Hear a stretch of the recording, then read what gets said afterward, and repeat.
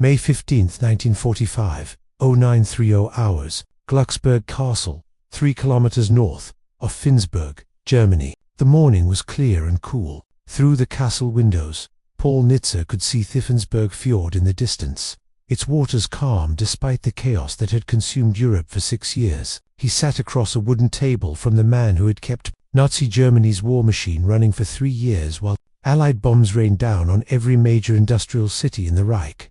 Albert Speer was 40 years old, impeccably dressed in a tailored suit. Despite being a prisoner of war, he sat with his hands folded on the table, his posture perfect, his expression composed, almost relaxed. There was no swagger, no defiance, just a quiet calculation behind his eyes. Nitze was 38, a former investment banker from Wall Street who had traded the world of high finance for government serve when his mentor James Forstall called him to Washington in 1940. Now he was vice chairman of the United States Strategic Bombing Survey. He had one question that mattered more than all the others. But first, he needed Speer to trust him, or at least to believe that cooperation served his interests better than silence. The war in Europe had ended 8 days earlier. On May 7th, Germany had signed the instrument of unconditional surrender at Rheims. France. Adolf Hitler had shot himself in his Berlin bunker. On April 30th, as Soviet artillery pounded the streets above, Grand Admiral Karl Donitz, Hitler's designated successor, had formed what he optimistically called a government in appointed Speer as Minister of Industry and Production, and pretended Germany still existed as a sovereign nation. It did not. Germany was a corpse. The question now was what lessons the living could extract from examining that corpse before its enemies divided the remains among themselves. American forces had arrived in Flensburg in May 15th. The race to interrogate Speer was over. Nitze got there first. The United Nations War Crimes Commission wanted Speer in chains, wanted him treated alongside Göring and the other Nazi leaders. But Nitze needed him talking first. The Pacific War was still raging. American bombers were hitting Japanese cities with the same systematic fury they had unleashed on Germany. Tokyo had burned, Osaka had burned, Nagoya had burned, but nobody knew if it would work. If strategic bombing alone could force Japan to surrender without their nightmare of a ground invasion. Estimates for invading the Japanese home islands predicted 500,000 American casualties, perhaps more. Strategic bombing had to work. It had to force capitulation without American soldiers fighting through every city, every village, every mountain fortress that Japanese commanders would defend to the last man. But first, the Americans needed to understand what had actually worked against Germany, and only one man in the world knew the one Dorno competence was Speer. Nitze had been chasing this interrogation for weeks. The Strategic Bombing Survey had been established in November 1944 by Secretary of War Henry Stimson, following a directive from President Franklin Roosevelt. The mission was straightforward: determine what effects strategic bombing had on Germany's ability to wage war, document the successes and failures, use those lessons in the Pacific. Nitze had assembled a formidable John Kenneth Galbraith, the economist who would later become famous as a Harvard professor and best-selling author, was sitting in the room with him at Glucksburg. George Ball, who would serve as Under-Secretary of State in the Kennedy and Johnson administrations, had been leading teams across Germany for months, examining bombed factories, interviewing shell-shocked industrialists, studying production records salvaged from facilities that Allied bombs had turned into rubble. But Speer was the prize, the keystone that would make sense of all the other interviews, all the documents, all the bomb damage assessments. Speer had run the entire German war economy since February 1942, when he took over the Ministry of Armaments following the death of his predecessor, Fritz Todt, in an aircraft accident. For 3 years, Speer had controlled every factory, every supply chain, every labor allocation decision from the Atlantic coast to the gates of Moscow. If anyone knew whether strategic bombing had worked, whether it had crippled German production or merely inconvenienced it, whether the entire bloody expensive campaign had been worth the cost in aircraft and aircrews, it was Speer. The problem was that Speer knew he was valuable. He had watched over Nazi leaders in the final weeks of the war. Some had committed suicide like Hitler and Goebbels. Some had fled Antwerp being hunted like animals. Some had been captured and were already being prepared for trial. Speer had calculated his odds carefully. His name was not as infamous as Göring's or Himmler. He had not given speeches for extermination. He had not run concentration camps. He was the technocrat, the architect, the production genius who had kept Germany fighting years longer than anyone thought possible. If he played this correctly, if he made himself indispensable to the Americans, if he told them what they wanted to know about strategic bombing, maybe they would protect him from the hangman's noose. Maybe they would tell the prosecutors at Nuremberg that Speer had been cooperative, had been different from the others, had helped the Allied cause by explaining what had worked and what had not. It was a calculated risk, but Speer was a man who understood calculations, so Speer had already decided his strategy before Nizza asked the first question. Full cooperation, total transparency. He would tell the Americans everything they wanted to know about German war production, about the ethics of strategic bombing, about Hitler's final days, about the collapse of the richest economy, everything except one subject that could get him hanged: his knowledge of and complicity in the Holocaust. That topic was forbidden territory. Speer would maintain that he had been too busy with production to know the full scope of what was happening in the camps. He would claim ignorance while taking responsibility for German defeat It was a tightrope to walk, but Speer believed he could walk it. Nitz understood this calculation immediately. He could see it in how Speer leaned forward slightly when questions touched on technical matters of production and bombing effectiveness. He could see how Speer's expression clished down, like a vault door slamming shut whenever topics approached moral questions. Nitzer made a tactical decision. He would ask about factories, not atrocities, about production numbers, not slave labor, about bomb damage to industrial plants, not get the information the survey needed. Leave the war crimes questions for the prosecutors at Nuremberg, who would interrogate Speer in a courtroom with judges and evidence and penalties. Nitz's job was narrower and more immediate. Figure out what strategic bombing accomplished. Use that no legato end the war in the Pacific before more Americans died. For 7 days from May 15th through May 21st, Nitze and his team questioned Speer 5 hours per day, sometimes extending into the evening when Speer was particularly forthcoming. Each morning, Speer would arrive at the interrogation room in that same welted suit, pleasant, cooperative, occasionally offer injusts and documents the Americans had not even thought to request. He walked them through what he called bombing high school, the education of conquerors in how a nation survives and ultimately fails to survive under total air war. Speer began with the production statistics, the numbers that had made him famous in the Nazi hierarchy as the miracle worker who kept the war machine running. When he took over the armaments ministry in February 1942, Germany was producing approximately 15,000 aircraft per year. By 1944, production had reached 3,987 aircraft. Tank and self-propelled gun production had climbed from approximately 4,900 in 1941 to around 27,000 in 1944. Ammunition production had more than artillery pieces, submarines, trucks, small arms, all showed similar dramatic increases. The armaments miracle, they called it. Speer's organizational genius had supposedly at Germany in the war years longer than economic fundamentals suggested was possible. Nitz listened to these figures with intense concentration, taking careful notes. The numbers were impressive. They were also confusing. Something fundamental did not add up, and Nitze needed to understand the discrepancy. Germany had been under sustained Allied bombing since May 1942, when the Royal Air Force launched its first 1,000 bomber raid, hitting Cologne with unprecedented force. American daylight precision.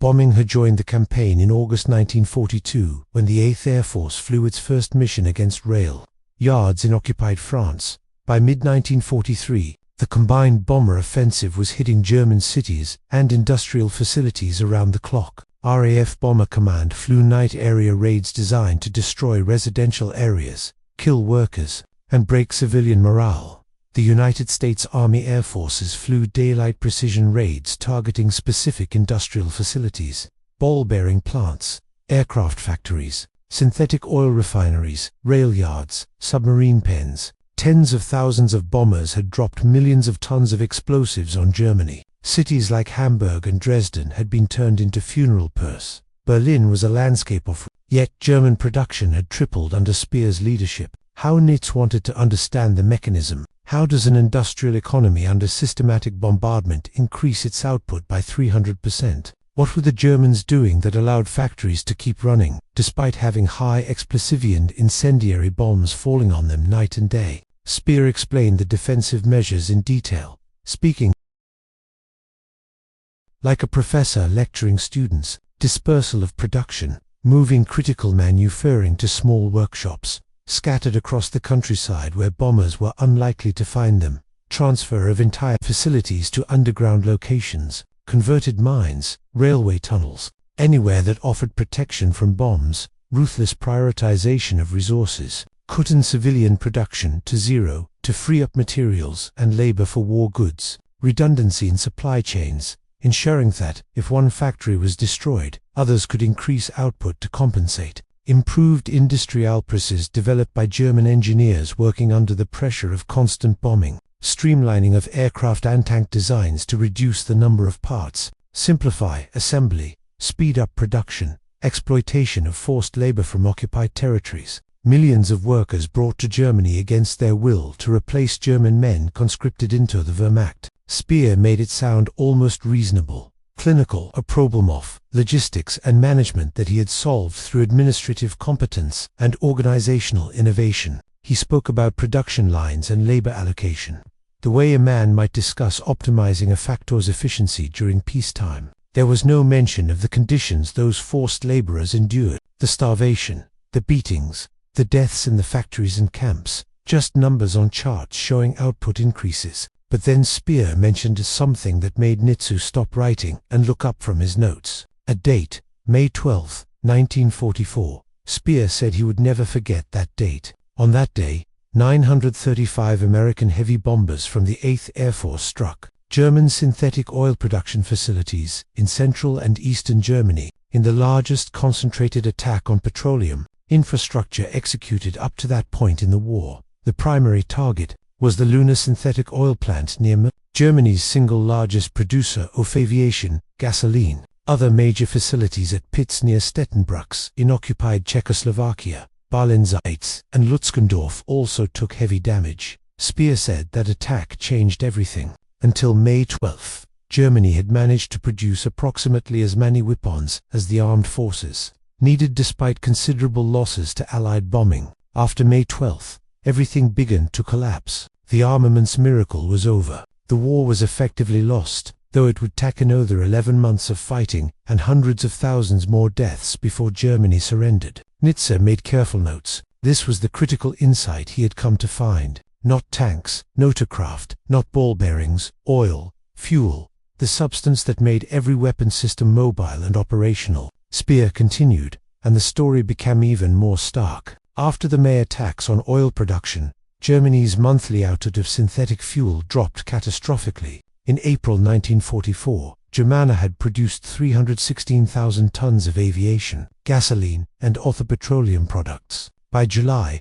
production had fallen to 107,000 tons. By September it had collapsed to less than 50,000 tons. The attacks continued. American heavy bombers returned to the synthetic oil plants again and again. Whenever German workers repaired damage and restarted production, more bombers arrived. The refineries became the most heavily defended targets in Germany, ringed with anti-aircraft guns, protected by fighter squadrons, diverted from other fronts. Nothing helped. The Americans kept coming. By December 1944, German fuel production was what Speer called catastrophic. The Luftwaffe could not fly. Pilot training, already rated to dangerously low hours, was curtailed further because there was not enough gasoline to keep training aircraft airborne. New fighter squadrons received aircraft, but sat on the ground for lack of fuel.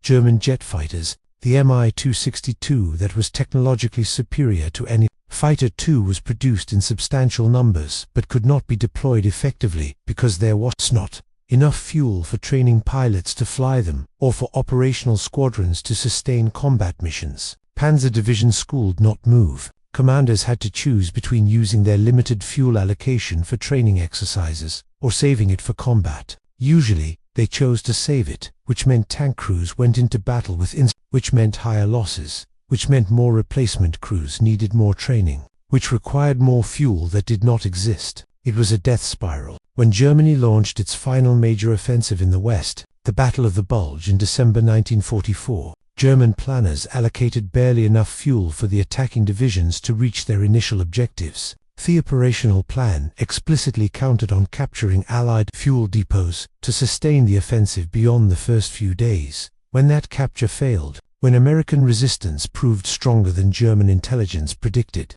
entire panzer formations ran out of gasoline in the Ardennes forest and had to be abandoned by their crews. Thousands of tanks that had been painstakingly built in dispersed factories that had survived the journey to the front, that had functioning guns and trained crews, sat IMO because there was no fuel to move them. Nitze pressed for more details about other bombing targets. What about famous raids on Schweinfurt, the city that produced most of Germany's ball bearings? American bombers had hit Schweinfurt twice in 1943, suffering devastating losses. The second Schweinfurt raid on October 14th cost the 8th Air Force 60 bombers and 600 aircrew. Surely that raid, which had targeted such a critical component, had crippled German production. Speer smiled slightly. It was a practiced smile, the kind a teacher might give a student who asks an obvious question. Ball bearings, Speer explained, had never been the bottleneck the Americans believed they were. Germany had stockpiled months of supply before the raids.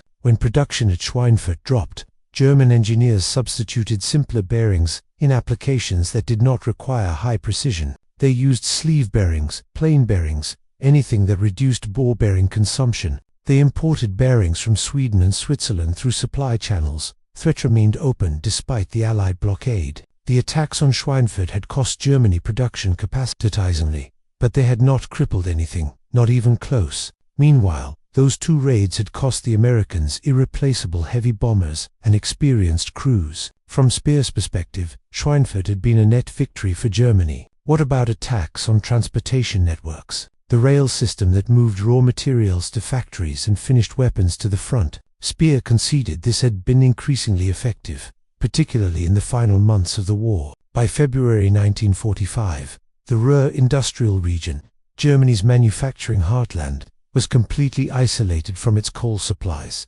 Finished tanks could not reach the Eastern Front. Raw materials could not reach factories. But Speer noted that transportation attacks had only become decisive late in the war, after Germany was already losing for other reasons, primarily the fuel crisis that made movement impossible even when rail lines were intact. What about attacks on aircraft production facilities? Speer explained that aircraft production had peaked in 1944 at 3,987 planes, the highest of the entire war. How was that possible if Allied bombers were systematically attacking aircraft factories? Speer's answer was devastating in its simplicity. Factories were dispersed. Production was moved to underground facilities. Assembly was broken into smaller steps performed in workshops that were difficult to target. The Germans became extremely efficient at building aircraft. The problem was not production. The problem was fuel. You can build all the fighters you want, Speer said, but if you cannot fuel them, cannot train pilots to fly them, cannot get them to operational airfields, they are useless. Germany produced thousands of aircraft in 1944 that never flew a single combat mission. They sat on airfields or in factories abandoned for lack of fuel and trained pilots. Building an airplane took weeks. Training a pilot took months. Producing fuel to fly them took refinery capacity that Allied bombers had destroyed. Nitze was beginning to see the pattern emerge. Strategic bombing had not failed. It had succeeded brilliantly where it targeted the one thing Germany could not replace, could not substitute, could not work around. Oil. Everything else Speer had found solutions for. Factories could be moved or rebuilt. Equipment could be repaired. Workers could be replaced with forced labor from occupied territories. Production processes could be streamlined and simplified. But oil was finite. Germany had virtually no natural petroleum reserves. The Reich depended entirely on synthetic fuel plants that converted coal into gasoline and diesel through complex chemical processes. When those plants were destroyed, there was no alternative. Romania had provided natural crude oil from the Pesti fields until Soviet forces overran Romania in August 1944. After that, Germany was running on whatever synthetic fuel its battered refineries could still produce, and that amount was shrinking with every bomb. On the afternoon of May 18th, 3 days into the interrogation, Nitze shifted topics. He asked Speer about American industrial capacity.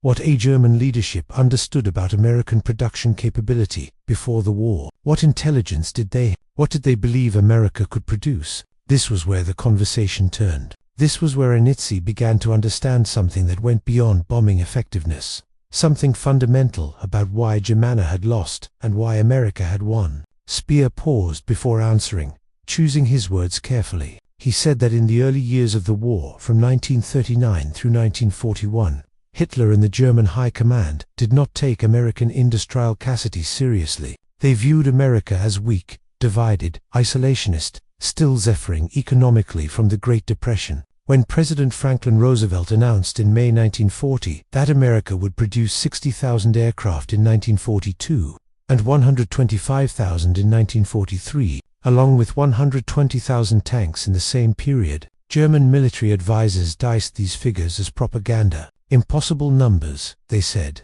Ridiculous American boasting meant to intimidate Germany and reassure Britain. Hitler agreed with this assessment. He believed the numbers were fantasy, the desperate lies of a weak nation trying to appear strong. The numbers were not, they were underestimates. By the time Speer took over the Armaments Ministry in February 1942, intelligence reports reaching Berlin suggested American production was far beyond anything Germany could match. Speer requested detailed analysis. What were the Americans actually producing? How much? How quickly could Germany match these rates? The answers that came back were staggering and terrifying. In 1941, the United States had produced approximately 19,000 combat aircraft. In 1942, that number reached roughly 48,000. In 1943, approximately 86,000. In 1944, approximately 96,000. Those were combat aircraft only, not including trainers, transports, and other non-combat types. Speer stopped speaking for a moment.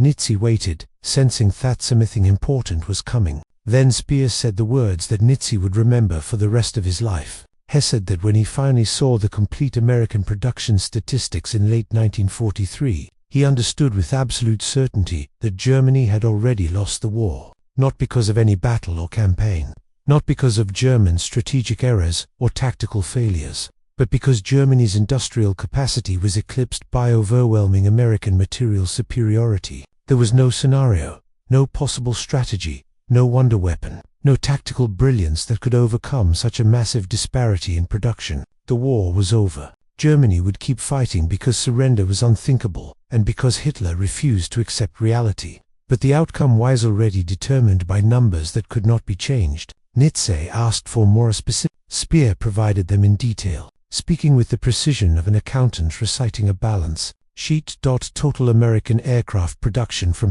1941 to 1945 exceeded 300,000 planes. Germany produced approximately 119,000. American tank and self-propelled gun production exceeded 88,000. Germany produced approximately 49,000. The United States built approximately 2,700 major naval vessels, including aircraft carriers, battleships, cruisers, destroyers, and submarines. Germany built fewer than 100 major surface warships, but it was not just the absolute quantity that mattered, though that alone was decisive. It was speed, the rate of production, the staggering pace at which American factories turned out finished weapons.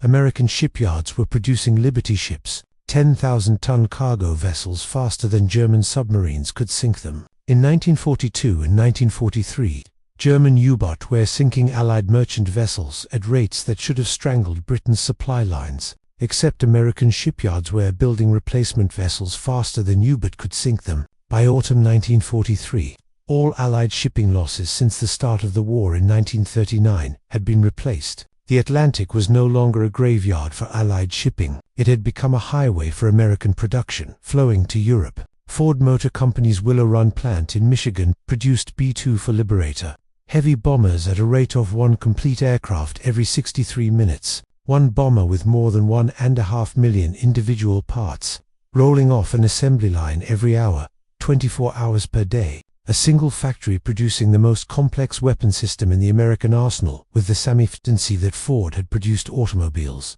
Germany had nothing comparable. German aircraft production was still based on skilled craftsmen, carefully assembling components with attention to quality. American production was based on mass manufacturing principles. interchangeable parts, assembly line techniques perfected in the automotive industry. When American automobile companies converted to war production, they brought that expertise with them. Chrysler made aircraft fuselages. General Motors made airplane engines, guns, trucks, and tanks. Packard built Rolls-Royce engines for the British Royal Air Force. Ford made everything from jeeps to bombers. Speer said he had tried to reorganize German industry along American mass production principles. He streamlined tank and aircraft designs, reduced the number of different models being produced simultaneously, pushed for standardization and interchangeable parts. He achieved remarkable production gains. German output tripled under his leadership, but every gain was meaningless. Germany was sprinting on a treadmill. For every increase Speer achieved, American production increased by a larger absolute number. In 1944 alone, the United States produced 96,000 aircraft. Germany's best year was 39,000. The ratio was worse than 2-to-1. And that was just aircraft. The disparity was similar or worse in every other category of military production. But there was something else. Something Speer said he had not fully understood until it was too late to matter. America was not just producing weapons for itself. Under the Lend-Lease program, authorized by Congress in March 1941, American factories were supplying military equipment to Britain, the Soviet Union, China, Free France, and every other nation fighting the Axis powers. American factories equipped British soldiers, fed Soviet armies, transported Chinese forces. By 1944, American industry was producing approximately 2/3 of all Allied military equipment used in the war. Britain was a formidable industrial power. The Soviet Union had relocated entire factories east of the Ural Mountains, beyond the range of Japan bombers, and was producing enormous quantities of T-34 tanks and Il-Sturmovik ground attack aircraft. Yet American output exceeded both combined, and America was doing this while simultaneously raising an army of over 12 million men, maintaining a two-ocean navy, fighting Germany in the Atlantic and Japan in the Pacific, conducting strategic bombing campaigns in both, preparing the largest amphibious invasion force in history for D-Day in Normandy, and somehow still increasing civilian consumption at home. American gross national product grew by 52% between 1939 and 1944.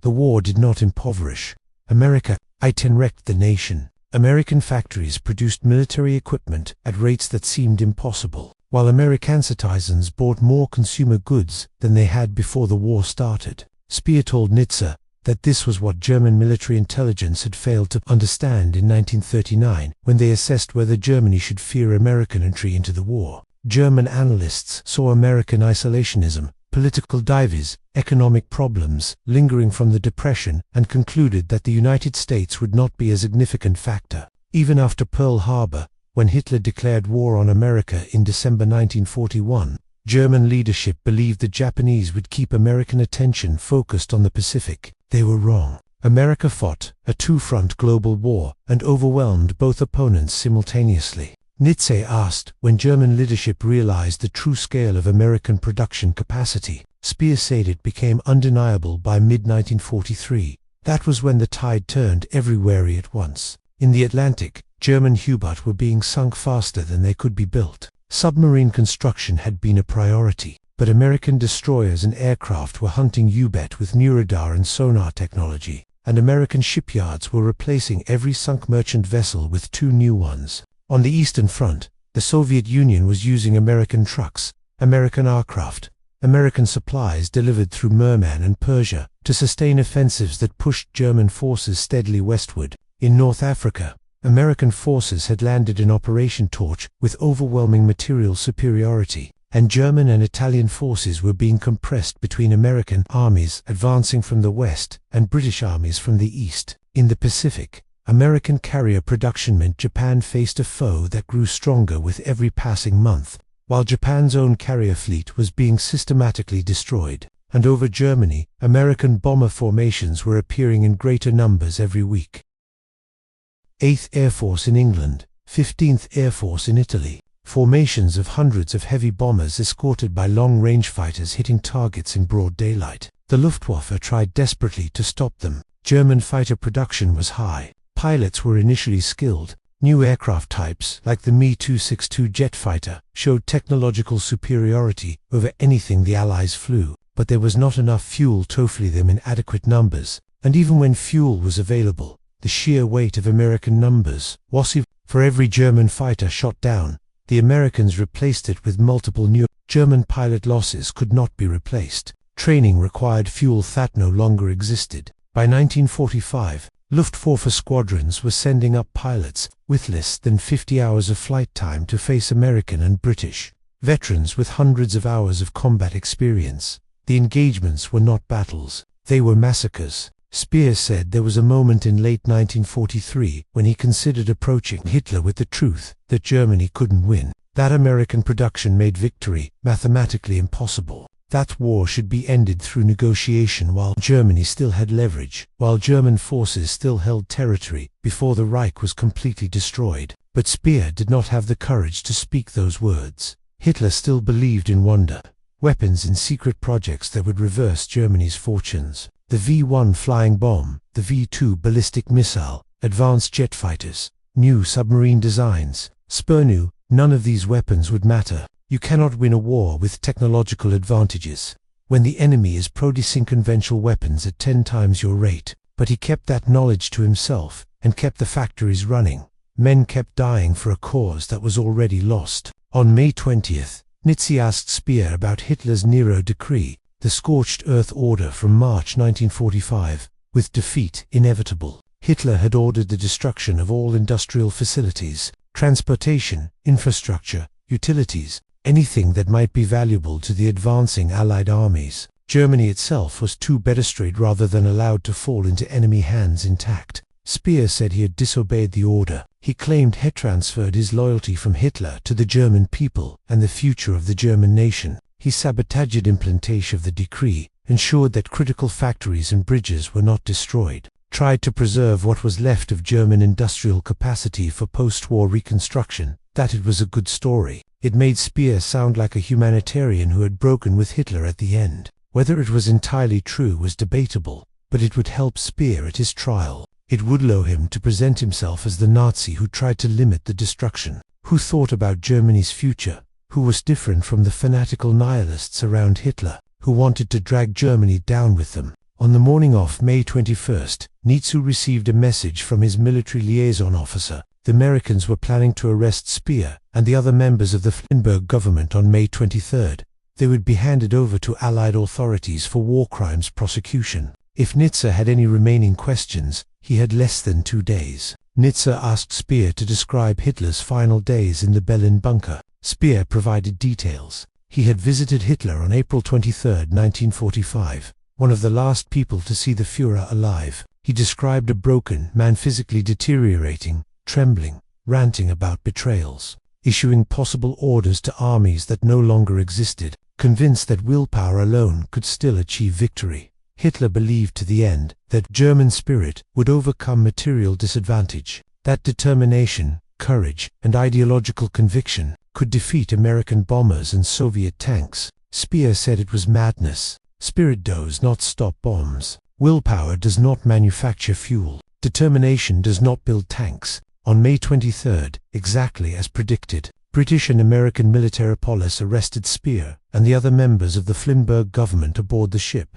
Patria during a meeting that had been arranged under the pretense of negotiation. Tanks surrounded Glucksburg Castle. Armed troops entered Speer's quarters and informed him he was under arrest. Speer reportedly said, "So now the end has come. That is good. It was all only kind of an opera anyway." He was transferred through a series of detention facilities, eventually arriving at Nuremberg, where the International Military Tribunal would try him alongside 23 other senior Nazi leaders. Nietzsche and Galbraith moved on. They compiled their findings into reports. The Strategic Bombing Survey would eventually publish its conclusions in September 1945, over 200 volumes for the European theater alone. The essential findings were clear. Strategic bombing had been decisive in defeating Germany, but not in the ways pre-war air power theorist Schott predicted. The attacks on German civilian morale had largely failed. The Germans had endured bombing with remarkable resilience. Cities were destroyed, but factories kept producing despite having their homes destroyed. Despite food shortages, despite everything, the attacks on ball-bearing production, on aircraft factories, on many of the precision targets that Allied planners thought were critical, had achieved limited results. Germany had worked around Thossloses through dispersal, redundancy, and substitution. But the campaign against oil had worked. The systematic destruction of synthetic fuel plants from May 1944 onward had crippled the without fuel. Germany's military effectiveness dropped by approximately 80% in the final months of the war. Speer's production miracle became meaningless. You can build tanks and aircraft, but if you cannot fuel them, cannot move them, cannot train operators to use them, they are useless metal. The survey estimated that the oil campaign had shortened the war in Europe by months, had saved countless Allied lives, and had proven that strategic bombing could be decisive when properly tackled. Nietzsche took those lessons to Japan. He was reassigned to the Pacific Strategic Bombing Survey Team in July 1945. He arrived in Nagasaki in September, shortly after atomic bombs had been dropped on Hiroshima and Nagasaki. He walked through ruins that made Berlin look almost untouched. He examined destruction that exceeded anything conventional bombs had achieved. He interviewed survivors who described what no human should ever have to describe. The survey's conclusions for the Pacific Theater would eventually argue that Japan had been on the verge of surrender, even without the atomic bombs, primarily due to destruction of its merchant fleet and severance of supply lines from the resources of the occupied territories. Just as Germany had collapsed without fuel, Japan was collapsing without the raw materials its industries needed. The mechanism was different, but the principle was identical. Modern industrialized warfare cannot be sustained without resources, and an enemy with overwhelming naval and air superiority can cut off those resources. The interrogation of Speer shaped American defense policy for decades. Nietzsche would serve in nearly every presidential administration from Truman through Reagan. He helped design the Marshall Plan that rebuilt West. He was the principal author of NSC 68, the foundational document of Cold War containment strategy. He negotiated arms-control treaties with the Soviet Union. He advised presidents on nuclear strategy. He spent 40 years at the highest levels of American national security, but he never forgot what Speer told him in May 1945, that modern wars between industrial powers are ultimately won by the side with greater productive capacity. That material superiority, when sufficiently overwhelming, determines outcomes more reliably than strategy or tactics or courage. That America's ability to outproduce any rival was its greatest strategic advantage. Albert Speer was convicted at Nuremberg of war crimes and crimes against humanity, primarily for his use of slave labor in armaments factories. He was sentenced to 20 years imprisonment at Spandau prison. The tribunal noted his efforts to sabotage Hitler's scorched earth decree and acknowledged that Speer had been one of the few Nazi leaders to accept personal responsibility for the regime's actions, though that responsibility was carefully limited to avoid admitting knowledge of the Holocaust. He served his full sentence without parole and was released on October 1, 1966. He published 2 memoirs that became international bestsellers and maintained his carefully constructed image as theopolitical technocrat who had been seduced by Hitler's charisma but had remained fundamentally decent.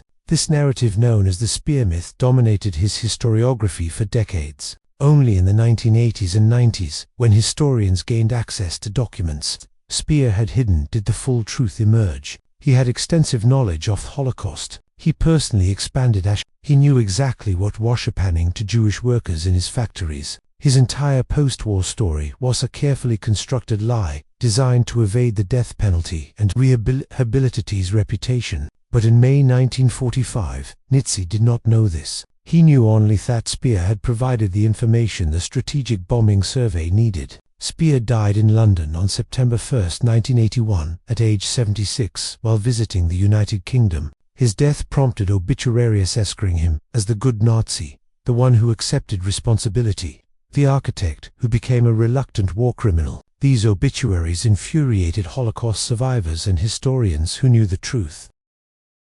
Nietzsche died on October 19, 2004, at age 97. His obituary in the New York Times described him as ONUF, the architects of American Cold War strategy, a man who helped shape 50 years of foreign policy. It mentioned its strategic bombing survey in a single paragraph, and did not mention what Speer told him about American production, Leipzig German capacity. The Strategic Bombing Survey reports remain in archives, studied occasionally by military historians and defense analysts. The findings on oil target influenced air campaign planning in subsequent wars, though commanders often ignored the lessons about what does not. The Vietnam War saw American bombers repeat many of the same mistakes that failed in World War II.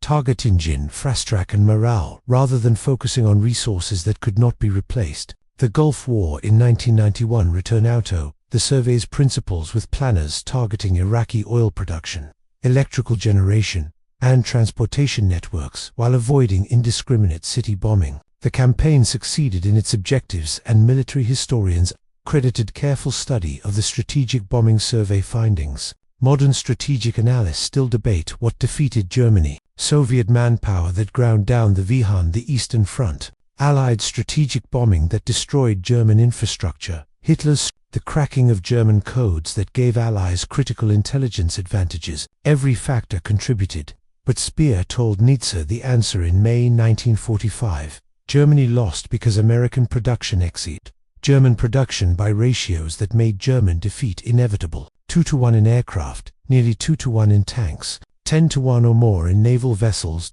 Overwhelming superiority in trucks, artillery, ammunition, every category of military equipment, and there was nothing Germany could do to match that output. The rural industrial region was Europe's manufacturing heartland. German engineering was world-class. German workers were skilled and disciplined. German scientists developed jet fighters, ballistic missiles, nearly achieved nuclear fusion. None of that mattered when facing an opponent who could produce 5 fighters for every one Germany built, who could replace every sunken cargo ship with 2 more, who could land 1 million soldiers on a hostile beach with complete logistical support because the industrial base could supply them indefinitely. This waste revelation that Paul Nietzsche carried from Glucksburg Castle in May 1945.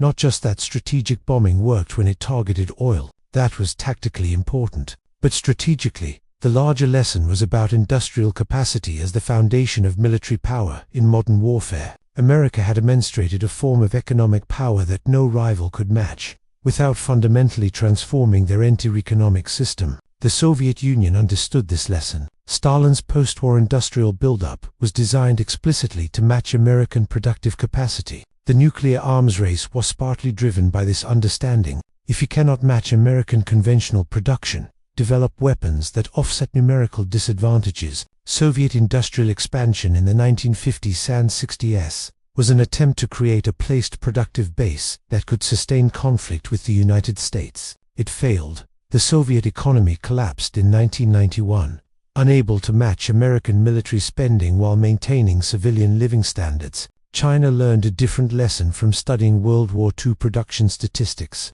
Instead of trying to outproduce America through communist central planning, China integrated itself into global trade networks, attracted foreign investment, built manufacturing capacity by serving as the world's factory, then used economic growth to fund military. By 2020, Chinese industrial output exceeded American production in many categories. Whether this translates to military advantage in any future conflict remains, but Chinese strategists studied the Strategic Bombing Survey and understand what Speer told Nietzsche. Wars between industrial powers are won by the side that sustains production longer, replaces losses faster, and brings overwhelming material advantage to bear. The core findings of the Strategic Bombing Survey remain relevant. Target resources that cannot be replaced. Understand that civilian morale is far more resilient than pre-war theorists believed. Recognize that industrial dispersal and redundancy can overcome even heavy bombing. Accept that modern warfare is ultimately a contest of industrial capacity. The side with more factories, more resources, more workers, and superior production systems wins. For the factors are roughly equal. This was what Nietzsche learned from 7 days of interrogation in May 1945. Germany could not win because America's material superiority was mathematically insurmountable. Speer had known this since late 1943. He kept producing anyway because stopping meant immediate collapse. Bov knew, and when he told Nietzsche that knowledge shaped for decades of American defense policy. If you found this story compelling, please like this video. It helps others discover these important chapters of World War II. Subscribe to stay connected with untold stories from the war. It revealed something about how the modern world was shaped. Leave a comment below telling us where you are watching from. Our community includes history enthusiasts, veterans, and students from every continent. Thank you for watching and helping keep these stories